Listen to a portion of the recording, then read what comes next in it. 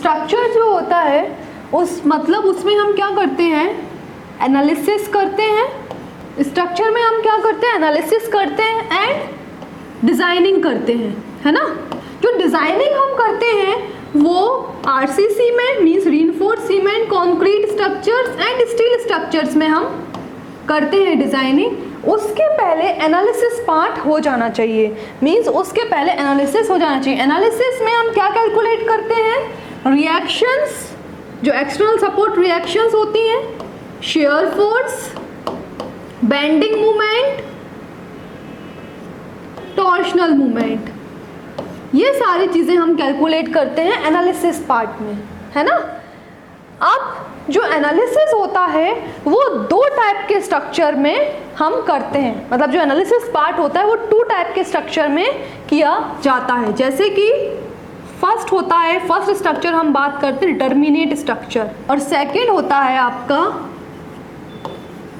Indeterminate structure. अब हम बात करते हैं डिटर्मिनेट स्ट्रक्चर क्या होता है एंड इनडिटर्मिनेट स्ट्रक्चर क्या होता है, ठीक है। चलिए, डिटर्मिनेट स्ट्रक्चर जो होते हैं वो स्ट्रक्चर होते हैं जिनमें जितने भी अननोन फोर्सेस होते हैं वो इक्विलिब्रियम कंडीशन अलोन से कैलकुलेट हो जाते हैं। इक्विलिब्रियम कंडीशन तीन होती हैं हमारे पास, summation of m equals to 0, summation of v equals to 0 and summation of h equals to 0। तो ये तीन कंडीशन को यूज करके जो डिटर्मिनेट स्ट्रक्चर में जितने भी अननोन्स होते हैं वो सारे के सारे इन तीन इक्वेशन से कैलकुलेट हो जाते हैं। मींस डिटर्मिनेट स्ट्रक्चर में कितने अननोन होंगे, तीन अननोन होंगे, और इन तीन अननोन को कैलकुलेट करने के लिए हमारे पास तीन इक्विलिब्रियम कंडीशंस हैं। तो ये इक्विलिब्रियम कंडीशन सफिशिएंट होती हैं अननोन्स को कैलकुलेट करने के लिए, तो वो सारे स्ट्रक्चर्स डिटर्मिनेट स्ट्रक्चर्स होते हैं। फिर इंडिटर्मिनेट स्ट्रक्चर्स क्या होते हैं, इंडिटर्मिनेट स्ट्रक्चर्स वो स्ट्रक्चर्स होते हैं जिनको इक्विलिब्रियम कंडीशंस सफिशिएंट नहीं होती हैं कैलकुलेट करने के लिए। मतलब number of unknowns indeterminate structure में ज़्यादा होंगे इक्विलिब्रियम कंडीशन से। मींस इक्विलिब्रियम कंडीशन हमारे पास सिर्फ तीन है और इंटरमीडिएट स्ट्रक्चर में नंबर ऑफ अननोन्स मान लो 5 हैं, तो मतलब अभी भी दो फोर्सेस अननोन रह गए हैं जिनके मैग्नीट्यूड को कैलकुलेट करने के लिए हमारे पास कोई भी कंडीशंस रिमेन नहीं है। मींस मतलब अभी भी जो दो फोर्सेस हैं उनके लिए सफिशिएंट नहीं पड़ी इक्विलिब्रियम कंडीशंस, क्योंकि हमारे पास फॉर एग्जांपल 5 अननोन थे और इक्विलिब्रियम कंडीशन सिर्फ 3 होती हैं, तो दो अननोन अभी भी रह गए हैं जिनके लिए कोई भी इक्वेशंस नहीं है जिनसे हम उनकी वैल्यू कैलकुलेट कर पाएँ। तो वो सारे स्ट्रक्चर्स होते हैं आपके इनडिटर्मिनेट स्ट्रक्चर्स। समझ में आई बात। तो ये बेसिक डिफरेंस होता है between determinate structures and indeterminate structures, ठीक है। मींस क्या बात है, इक्विलिब्रियम कंडीशन की अभी हम बात करते हैं, इक्विलिब्रियम कंडीशंस क्या होती हैं उसको भी हम पढ़ते हैं, ठीक है। तो अभी डिटर्मिनेट स्ट्रक्चर्स जो होते हैं ऐसे टाइप के सारे स्ट्रक्चर्स आपने इंजीनियरिंग मैकेनिक्स में या फिर स्ट्रेंथ ऑफ मटेरियल में आप जो भी बीम को डिज़ाइन करते थे वो सारे के सारे जो बीम्स थे वो डिटर्मिनेट स्ट्रक्चर्स के अंदर आते थे, क्योंकि उनमें जो नंबर ऑफ अननोन्स होते थे वो इक्विलिब्रियम कंडीशन के बराबर होते थे और वो ईजिली कैलकुलेट हो जाते थे, तो वो सारे डिटर्मिनेट स्ट्रक्चर्स में आते थे। मतलब हम बोल सकते हैं कि जो डिटर्मिनेट स्ट्रक्चर्स होते हैं उनको हमने पहले ही इंजीनियरिंग मैकेनिक्स में पढ़ लिया एंड स्ट्रेंथ ऑफ मटेरियल में हम पढ़कर आए हैं, उन बीम्स को हम डील कर आए हैं। जब आपने उनको engineering mechanics and strength of material में पढ़ा होगा तो उन बीम्स में आपने सपोर्ट रिएक्शंस पहले कैलकुलेट की होंगी, उसके बाद आपने bending moment, shear force calculate किया होगा एंड उनका जो एसएफडी है और बीएमडी है प्लॉट किया होगा। इसका भी एक एग्जाम्पल मैं आपको डिटेल में एक्सप्लेन करूंगी कि हम पहले क्या पढ़कर आए थे और हम अभी कैसे स्ट्रक्चर को सॉल्व करेंगे, ठीक है। वो भी हम अभी आगे बात करेंगे, ठीक है। तो ये हमने उसमें बात कर ली थी। फिर इंडिटरमिनेट स्ट्रक्चर हम कहाँ बात करेंगे, स्ट्रक्चरल एनालिसिस में। जो इंडिटरमिनेट स्ट्रक्चर्स होते हैं ऐसे सारे स्ट्रक्चर जिनके लिए number of equilibrium conditions insufficient होती हैं, ऐसे सारे स्ट्रक्चर्स हम स्ट्रक्चरल एनालिसिस में पढ़ते हैं। मींस ये हम पढ़ेंगे स्ट्रक्चरल एनालिसिस में, ऐसे में, SA स्ट्रक्चरल एनालिसिस, ठीक है। अब जो हमने इन दोनों को डिटर्मिनेट एंड इनडिटर्मिनेट स्ट्रक्चर को, मैंने जो डिफरेंस आपको बताया है on the basis of equilibrium condition, तो हम एक बार इक्विलिब्रियम कंडीशंस क्या होती हैं वो भी हम समझ लेते हैं, उसके बाद हम आगे प्रोसीड करेंगे, ठीक है। चलिए देखते हैं। अगर कोई बॉडी इक्विलिब्रियम में है तो वो 3 कंडीशन सेटिस्फाई करे। कौन कौन सी 3 कंडीशन सेटिस्फाई करे अगर कोई बॉडी इक्विलिब्रियम में है? तो sum of vertical forces equals to 0 means summation of vertical forces equals to 0, sum of horizontal forces equals to 0 means summation of H equals to 0, and movement about any point of the body equals to 0 means summation of M equals to 0। इसका मतलब क्या है? इसका मतलब क्या है? इसका मतलब ये है कि जो बॉडी है वो डिस्प्लेस नहीं हो सकती कोई भी बेसिक कोऑर्डिनेट सिस्टम में। अब बेसिक कोऑर्डिनेट सिस्टम क्या होता है? X axis and y axis, मतलब बॉडी एक्स एक्सिस में मीन्स हॉरिजॉन्टल डायरेक्शन में बॉडी डिस्प्लेस नहीं हो सकती, and vertical direction means y axis में बॉडी डिस्प्लेस नहीं हो सकती, and it can't rotate in any other direction. वो रोटेट, उसमें रोटेशन भी पॉसिबल नहीं है। Means body can't displace in vertical direction, body can't displace in horizontal direction, and also body can't rotate in any direction. इसका मतलब क्या है? Means ये कब पॉसिबल है? जब net forces any direction, net forces in any direction अगर 0 हो जाए, एंड जो नेट कपल है जो बॉडी के ऊपर एक्ट कर रहा है उसकी वैल्यू भी अगर 0 हो जाए तो हमारी बॉडी इक्विलिब्रियम में रहेगी। ओके, तो ये तो आप बोलेंगे मैडम ये तो डेफिनेशन सा है, समझ कुछ नहीं आया। नो प्रॉब्लम, मैं एक एग्जांपल देके आपको समझाती हूँ, ठीक है। चलिए देखते हैं। पहले तो हम इक्विलिब्रियम कंडीशंस देखते हैं। Summation of vertical forces equals to 0, summation of horizontal forces equals to 0, and summation of movement equals to 0। एक बार और मैं आपको एक्सप्लेन करती हूँ इसका मतलब क्या है कि अगर कोई बॉडी इक्विलिब्रियम में है तो सबसे पहले तो वो इन 3 कंडीशन को सेटिस्फाई करे। ये 3 कंडीशन क्या है?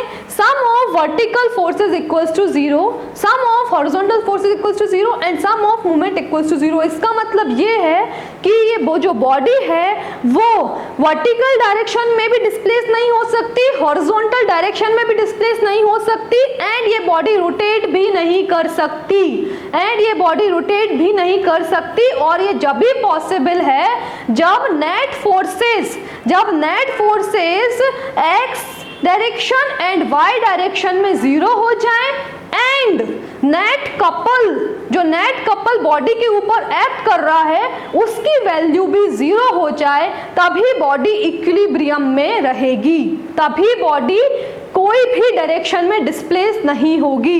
That is called theory of equilibrium. And इसी कॉन्सेप्ट को यूज करके हमने determinate structures and indeterminate structures को डिफरेंशिएट किया है।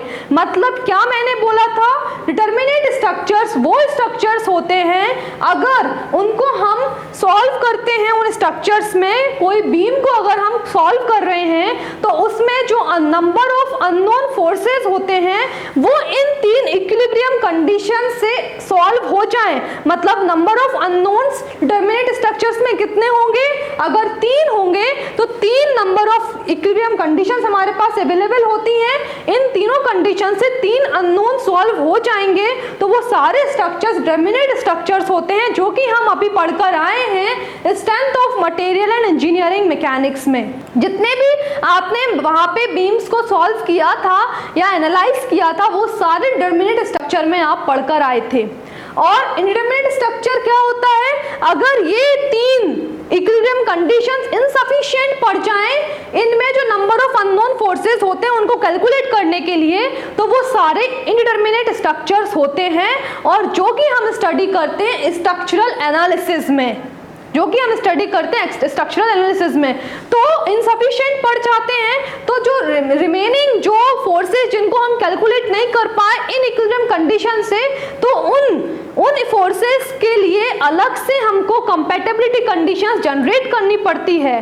ठीक है, तो वो कहाँ कैसे होती है? आपने पढ़ा होगा स्लोप डिफ्लेक्शन, आपने पढ़ा होगा मूवमेंट डिस्ट्रीब्यूशन मेथड, आपने पढ़ा होगा 3 movement method, column analogy method, Kani's method, portal frame method. इन सारे मेथड्स के थ्रू हम एनालाइज करते हैं इनडिटरमिनेट स्ट्रक्चर को, जो कि हम पढ़ते हैं स्ट्रक्चरल एनालिसिस में। समझ में आई बात? हाँ, अपन को जो क्वेश्चन को अप्रोच करना है वो सिमिलर वे में करना है। कैसे? कोई मेंबर होगा, उसके ऊपर लोडिंग होगी, सबसे पहले आपको सपोर्ट रिएक्शंस कैलकुलेट करना है, देन उसके बाद आपको उसमें सपोर्ट रिएक्शंस मींस मैंने क्या बोला, एक्सटर्नल सपोर्ट रिएक्शंस, सपोर्ट पे जो होती हैं वो आपको कैलकुलेट करनी है।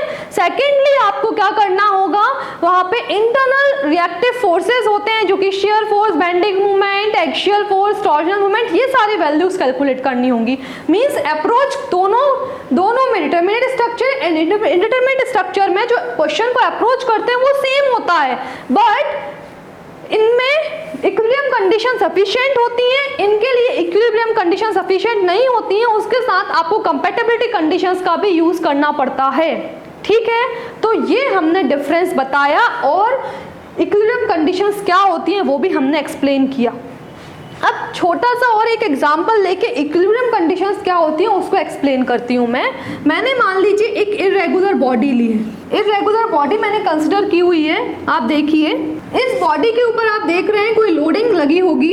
ये जो दो वर्टिकल लोड लगे हुए हैं अपोजिट डायरेक्शन में, उनकी डिस्टेंस मैंने लिख दी मान लो L, एंड ये जो हॉरिजॉन्टल डायरेक्शन में भी 2 लोड एक्ट कर रहे हैं, इनका भी मैंने जो वर्टिकल डायरेक्शन में जो वर्टिकल डिस्टेंस है इन दोनों हॉरिजॉन्टल लोड के बीच में, उसकी डिस्टेंस भी है L, और ये जो 2 वर्टिकल लोड एक्ट कर रहे थे उनके बीच की जो हॉरिजॉन्टल डिस्टेंस है उसकी वैल्यू भी मान लो L है। ठीक है, डिस्टेंस सेम है। तो अब बताइए कि ये बॉडी इक्विलिब्रियम में है क्या? नहीं, कोई दिक्कत नहीं है। हमें क्या करना है, इस बॉडी को अगर इक्विलिब्रियम कंडीशन के अकॉर्डिंग हमें चेक करना है कि ये बॉडी इक्विलिब्रियम में है क्या नहीं, मतलब ये बॉडी ये हॉरिजॉन्टली या वर्टिकली या फिर इसमें रोटेशन तो नहीं हो रहा, ये चीज हम इसमें चेक करने जा रहे हैं। तो देख लीजिए आप, अगर हम देखें वर्टिकल डायरेक्शन में, अगर हम वर्टिकल डायरेक्शन में चेक करें तो summation of vertical forces equals to 0 तो हो रहा है, क्योंकि जो रेड कलर का लोड इस इरेगुलर बॉडी के ऊपर टॉप से इस बॉडी के ऊपर एक्ट कर रहा है, सेम इंटेंसिटी का लोड डाउनवर्ड मतलब जो डाउनवर्ड से अपवर्ड डायरेक्शन में भी एक्ट कर रहा है इस बॉडी के ऊपर, तो ये दोनों लोड्स क्या कर जाएंगे, कैंसिल आउट हो जाएंगे। तो मतलब समेशन ऑफ वर्टिकल फोर्सेज, जो नेट फोर्स इस बॉडी के ऊपर एक्ट कर रहा है वर्टिकल डायरेक्शन में, वो 0 हो गया। सिमिलर वे में जो हॉरिजॉन्टल है, summation of horizontal forces equals to 0 हो गया। आप देख लीजिए जो हॉरिजॉन्टल डायरेक्शन में जो नेट फोर्सेस हैं, जो हॉरिजॉन्टली जो नेट फोर्सेस बॉडी के ऊपर एक्ट कर रहे हैं वो भी 0 हो गए हैं। अब अपन एक बार रोटेशन और चेक कर लेते हैं, तो कपल वाले जो कंडीशन है वो हम एक बार चेक कर लेते हैं। आप ये देखिए, ये वाला लोड एंड ये वाला लोड मिलके एक कपल क्रिएट कर रहा है। कौन सी डायरेक्शन में? क्लॉकवाइज डायरेक्शन में। मीन्स अगर ये लोड हमारा था W का, ये सारे लोड्स हमारे W के थे, तो जो कपल एक्ट करेगा तो वो कितने का करा उसने, हॉरिजॉन्टल ने क्लॉकवाइज डायरेक्शन में कितने का कपल बनाया, WL का। सिमिलर वे में अगर हम बात करें वर्टिकल लोडिंग के कारण भी एक कपल क्रिएट हो रहा है, वो भी क्लॉकवाइज डायरेक्शन में क्रिएट हो रहा है। आप चेक करिए, ये इसके कारण भी कपल क्लॉकवाइज डायरेक्शन में क्रिएट हो रहा है और इनके कारण भी जो कपल था वो क्लॉकवाइज डायरेक्शन में ही क्रिएट हो रहा था, और दोनों कपल की वैल्यू मिला के क्या बन गया, WL एंड WL। मीन्स हमारे पास जो नेट कपल है वो 0 नहीं है। Means net couple is not equals to 0। उसकी वैल्यू कितनी आ रही है हमारे पास, 2WL। यही आ रही है हमारे पास 2WL। ये बॉडी रोटेट होगी 2WL से क्लॉकवाइज डायरेक्शन में, बट ये हॉरिजॉन्टली एंड वर्टिकली डिस्प्लेस नहीं होगी, बट ये रोटेशन हो जाएगा इसमें। बट हमें क्या करना है, इस बॉडी को इक्विलिब्रियम में रखने के लिए तीनों कंडीशन सेटिस्फाई होनी चाहिए, बट उनमें से जो एक कंडीशन है वो सेटिस्फाई नहीं हो रही है, जो वर्टिकल और हॉरिजॉन्टल वाली कंडीशन है वो सेटिस्फाई हो रही है। तो इसका मतलब ये जो बॉडी है वो इक्विलिब्रियम में नहीं है। Therefore this body is not in equilibrium. Okay, चलिए एक और एग्जांपल हम लेते हैं, एक और सेम एग्जांपल हम लेते हैं। ये देखिए, एक हमने फिर से एक इर्रेगुलर बॉडी बनाई है, ठीक है, इसके ऊपर अगेन कोई लोडिंग एक्ट कर रही है। ये वर्टिकल लोडिंग बना दी और मैंने मान लो इधर पर ही एक हॉरिजॉन्टल लोडिंग भी बना दी है, इधर पर भी मैंने एक horizontal loading and vertical loading बना दी है। डिस्टेंस हम इनकी चेक कर लेते हैं। दो वर्टिकल लोडिंग के बीच में जो हॉरिजॉन्टल डिस्टेंस है वो L का है, एंड दो हॉरिजॉन्टल लोडिंग के बीच में जो वर्टिकल डिस्टेंस है वो भी L का है, और जो लोड है वो भी WW के एक्ट कर रहे हैं।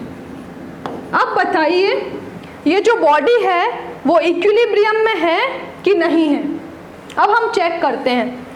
मीन्स इस बॉडी को इक्विलिब्रियम में रहने के लिए तीनों इक्विलिब्रियम कंडीशन सेटिस्फाई होनी चाहिए।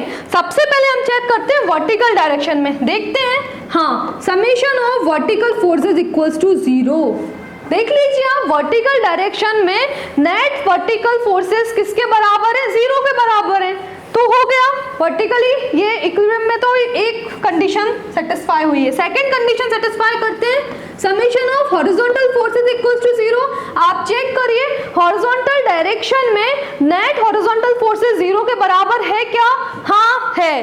तो ये जो बॉडी है वो हॉरिजॉन्टल, मतलब ये जो बॉडी है वो उसके ऊपर नेट हॉरिजॉन्टल फोर्सेस 0 के बराबर हैं। तो सेकंड कंडीशन भी सेटिस्फाई हो गई है। अब हम चेक करते हैं थर्ड कंडीशन। थर्ड कंडीशन में देखिए, अगर पहले हम वर्टिकल लोडिंग को कंसीडर करें तो जो वर्टिकल लोडिंग W की है, ये वर्टिकल लोडिंग W की है और एक ये W की वर्टिकल लोडिंग है, ये दोनों मिलके क्या बना रहे हैं? कपल क्रिएट कर रहे हैं। और कौन से डायरेक्शन में कपल क्रिएट कर रहे हैं? ये कर रहे हैं हमारे क्लॉकवाइज डायरेक्शन में, और इनका मैग्नीट्यूड क्या है? WL का है, ठीक है। ऐसे ही सिमिलर वे में हॉरिजॉन्टल, वो जो हॉरिजॉन्टल लोड एक्ट कर रहे थे वो भी एक कपल क्रिएट कर रहे हैं, है ना। हॉरिजॉन्टल जो लोड एक्ट कर रहे थे वो कपल क्रिएट कर रहे हैं एंटी क्लॉकवाइज डायरेक्शन में। आप चेक करिए, ये जो कपल बना रहे हैं वो बना रहे हैं एंटी क्लॉकवाइज डायरेक्शन में, और उसका जो मैग्नीट्यूड है वो कितने का है? WL का। ये देख लीजिए, WL and WL cancel out हो गए। Clockwise couple, anti clockwise couple, means net couple इस बॉडी के ऊपर कितना आ रहा है? 0 आ रहा है। हम ये भी लिख सकते हैं summation of movement equals to 0। मतलब हमारी बॉडी इक्विलिब्रियम में है, मतलब जो गिवन बॉडी थी वो इक्विलिब्रियम में है। दोनों डायग्राम से मैंने आपको एक्सप्लेन किया कि इक्विलिब्रियम कंडीशंस क्या होती हैं, ठीक है। इसी कंडीशंस के बेसिस पे इन दोनों स्ट्रक्चर को उन्होंने डिफरेंशिएट किया था। और हम अपने जो स्ट्रक्चरल एनालिसिस में कौन से स्ट्रक्चर को डील करेंगे? हम स्ट्रक्चर को डील करेंगे इनडिटरमिनेट स्ट्रक्चर्स को। हम कौन से स्ट्रक्चर्स को डील करेंगे? इनडिटरमिनेट स्ट्रक्चर्स को हम डील करेंगे अभी, जो हम स्ट्रक्चरल एनालिसिस में पढ़ेंगे सारे। अब इनडिटरमिनेट स्ट्रक्चर्स कौन से होते हैं, जरा उन पे भी गौर फरमाते हैं अपन। देखिए जरा, सबसे पहले आपने जो engineering mechanics and strength of material में आपने कोई स्ट्रक्चर्स को कंसिडर किया होगा या बीम को कंसिडर किया होगा, वो कौन से टाइप के बीम देखते हैं अपन। आपने मान लीजिए एक कोई बीम होगी, उसका वन एंड फिक्स्ड है, वन एंड फिक्स्ड है, तो ये टाइप के बीम जो होती हैं वो डिटरमिनेट स्ट्रक्चर्स में आती है। कैसे आती है देख लीजिए, एक तरफ कौन सा एंड है? फिक्स्ड एंड है। फिक्स सपोर्ट पे कितने अननोन होते हैं? 3 अननोन होते हैं। ये जो फिक्स सपोर्ट है वो ना हॉरिजॉन्टली मूव हो सकता है, ना वर्टिकली मूव हो सकता है, ना वो रोटेट हो सकता है। ये तीनों चीजें नहीं हो सकती हैं। तो इस सपोर्ट पे नंबर ऑफ अननोन्स कितने होते हैं? 3 अननोन होते हैं। मीन्स यहाँ पे vertical, horizontal and movement 3 unknowns हैं। और इक्विलिब्रियम कंडीशंस हमारे पास कितनी होती हैं? 3 होती हैं। तो ये तीनों अननोन की वैल्यू हम कैलकुलेट कर सकते हैं इक्विलिब्रियम कंडीशन अलोन से। तो ये स्ट्रक्चर्स जो होते हैं डिटरमिनेट स्ट्रक्चर्स में आते हैं। और एग्जांपल्स ले तो और एग्जांपल्स हम लेते हैं। देखिए एक बीम है, वन एंड पे हिंज सपोर्ट है एंड अदर एंड पे रोलर सपोर्ट है, ठीक है। हिंज सपोर्ट में कितने अननोन होते हैं? हिंज सपोर्ट का एग्जांपल जो हमारे घर में डोर्स होते हैं ना, उनमें जो वन एंड पे हिंजेस लगे हुए रहते हैं, तो अगर हम उस डोर को ओपन करें, मान लीजिए इस तरीके से, अगर हम उस डोर को ओपन करें इजीली ओपन हो जाता है, खुल जाता है ना डोर, दरवाजे हम खोल लेते हैं, बंद कर देते हैं, यही बोलते हैं।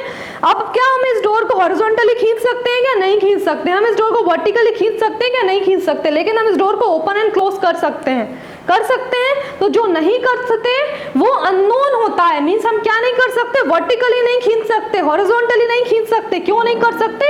अभी रुकिए, जैसे जैसे हम आगे बढ़ेंगे आपको बताऊंगी ये क्यों नहीं कर सकते, ठीक है। ये टॉपिक पूरा का पूरा जो सपोर्ट है, कितने टाइप के सपोर्ट होते हैं, उनमें कितने अननोन होते हैं, वो सारा डिस्कशन अभी होगा और डिटेल में डिस्कशन होगा और उस पर नंबर ऑफ क्वेश्चंस भी हम सॉल्व करेंगे, ठीक है। चलिए आगे देखते हैं। तो यहाँ पे नंबर ऑफ अननोन्स हिंज पे कितने होते हैं? 2 अननोन होते हैं। क्या होते हैं? वर्टिकली वो डिस्प्लेस नहीं हो सकता एंड हॉरिजॉन्टल डिस्प्लेस नहीं हो सकता। ये क्या होते हैं? अननोन होते हैं। क्यों? क्योंकि रिएक्शन प्रोवाइड करते हैं इस लोडिंग के अगेंस्ट। और रोलर पे भी एक अननोन होता है, ठीक है। तो नंबर ऑफ अननोन्स यहाँ पर कितने हो गए? 3 हो गए। नंबर ऑफ इक्विलिब्रियम कंडीशंस हमारे पास कितनी होती हैं? 3 होती हैं। तो ये तीनों अननोन्स कैलकुलेट हो जाएंगे number of equilibrium condition alone से। तो ये स्ट्रक्चर भी आपका डिटरमिनेट स्ट्रक्चर्स में आता है। आप याद करिए, आपने इन सारे स्ट्रक्चर्स को ही डील किया होगा इंजीनियरिंग मैकेनिक्स में एंड स्ट्रेंथ ऑफ मटेरियल में, ठीक है। अब स्ट्रक्चरल एनालिसिस में फिर या इंडिटरमिनेट स्ट्रक्चर्स फिर कैसे होते हैं देख लेते हैं। इंडिटरमिनेट स्ट्रक्चर्स कैसे होते हैं आप देखिए। मान लीजिए कोई कंटिन्यूअस बीम है, कंटिन्यूअस बीम, सारी कंटिन्यूअस बीम इंडिटरमिनेट स्ट्रक्चर्स के अंदर में आती हैं। इनमें काउंट करिए नंबर ऑफ अननोन फोर्सेस कितने हो रहे हैं। हिंज पे 2, रोलर पे 1, तो 3 3 6 हो गए। Means number of unknown forces हमारे पास यहाँ पर 6 हैं और इक्विलिब्रियम कंडीशंस कितनी होती हैं? 3 होती हैं। तो अभी भी 3 अननोन फोर्सेस की वैल्यू फाइंड आउट करने को रह गई है ना, क्योंकि इक्विलिब्रियम कंडीशंस इनसफिशिएंट हो गई, मतलब इक्विलिब्रियम कंडीशन हमको कम पड़ गई है सॉल्व करने के लिए। तो ये जो स्ट्रक्चर्स होते हैं वो इंडिटरमिनेट स्ट्रक्चर्स के अंदर में आते हैं। और देख लेते हैं हम propped cantilever beam, number of unknown forces 3, यहाँ पर 2, 5 अननोन, टोटल 5 अननोन फोर्सेस हैं, है ना। और इक्विलिब्रियम कंडीशंस कितनी है? 3 है। इक्विलिब्रियम कंडीशंस हमारे पास कितनी है? 3 है। लेकिन अभी भी 2 अननोन फोर्सेस रह गए हैं जिनको हम फाइंड आउट नहीं कर पा रहे हैं, क्योंकि हमें इक्विलिब्रियम कंडीशंस क्या पड़ गई हैं? इनसफिशिएंट पड़ गई हैं, ओके। तो इन टाइप के स्ट्रक्चर्स को हम बोलते हैं इनडिटरमिनेट स्ट्रक्चर्स, ठीक है। चलिए, हाँ एक बात याद रखिएगा, मैंने इन सारे मेंबर्स के ऊपर जो लोडिंग कंसिडर की है वो जनरल लोडिंग कंसिडर की है। मींस इनके ऊपर इंक्लाइंड लोड आप मान लीजिए, इसको बोल दिया मैंने जनरल लोडिंग कंसीडर की है। इसके ऊपर हॉरिजॉन्टल एंड वर्टिकल फोर्सेस दोनों आ रहे हैं, ठीक है। तो I have considered general loading. General loading क्या होती है? मींस कोई स्ट्रक्चर के ऊपर, मेंबर के ऊपर हॉरिजॉन्टल एंड वर्टिकल डायरेक्शन में लोडिंग है। मैंने ये यहाँ पर बोला नहीं है कि सिर्फ वर्टिकल लोडिंग है। अगर आप यहाँ बोल देते कि सिर्फ इस बीम के ऊपर सिर्फ ओनली वर्टिकल लोडिंग एक्ट कर रही है, तो नंबर ऑफ इक्विलिब्रियम कंडीशंस कितनी हो जाती? 2 हो जाती। Only 2 number of equilibrium conditions हो जाती। और हॉरिजॉन्टल डायरेक्शन में तो कोई लोड था ही नहीं, तो हॉरिजॉन्टल रिएक्शंस भी नहीं आती। तो इक्विलिब्रियम कंडीशंस यूज कितने करते? अपन ओनली 2 करते, ठीक है। तो मैंने अभी आपको वो सब बातें, अभी अपन आगे बढ़ेंगे, आगे जैसे जैसे बढ़ते जाएंगे वैसे वैसे मैं आपको सब समझाऊंगी। तो अभी हमने सिर्फ जनरल लोडिंग कंसिडर किया था। उस केस में मैंने आपको एक्सप्लेन किया कि डिटरमिनेट स्ट्रक्चर्स क्या होते हैं एंड इनडिटरमिनेट स्ट्रक्चर्स क्या होते हैं, ठीक है। Thank you everyone for watching this video. Please subscribe our channel, hit the bell button and like the video.